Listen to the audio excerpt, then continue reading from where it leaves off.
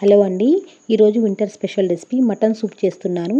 ఇది చాలా తక్కువ మసాలాలతో సూప్ అనేది చాలా మైల్డ్గా ఉంటుంది. వేడివేడిగా చాలా బాగుంటుంది.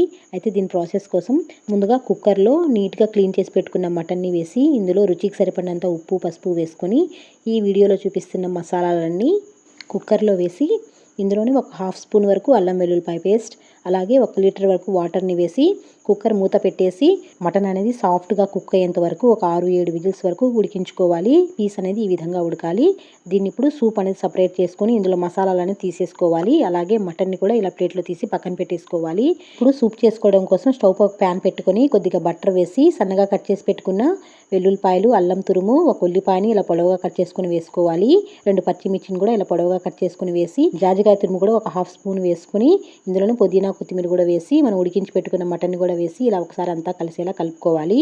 ఇప్పుడు ఇందులోనే 1 స్పూన్ వరకు ఫ్రెష్గా దంచి పెట్టుకున్న మిరియాల పొడి కూడా వేసి ఉడికించి పెట్టుకున్న మటన్ సూప్ని కూడా వేసి రుచికి సరిపడినంత సాల్ట్ వేసుకొని ఇలా 5 నిమిషాల పాటు బాయిల్ చేసుకుంటే మనం వేడివేడిగా మటన్ సూప్ అనేది రెడీ అయిపోతుందండి. టేస్ట్ అయితే చాలా బాగుంటుంది. ఈ సూప్ అనేది ఇలా పలచగానే ఉంటుందండి, చిక్కగా ఉండదు. గ్లాసులో పోసుకొని తాగేంత పలచగా ఉంటుంది. ఈ సూప్ని సైడ్లో నాన్ లేదంటే బన్ని ముంచుకొని తింటుంటే చాలా బాగుంటుంది. ఈ చలికాలంలో ఒక్కసారి ట్రై చేసి చూడండి. వేడివేడిగా చాలా చాలా బాగుంటుంది. వీడియో నచ్చితే సబ్స్క్రైబ్ చేసుకోండి.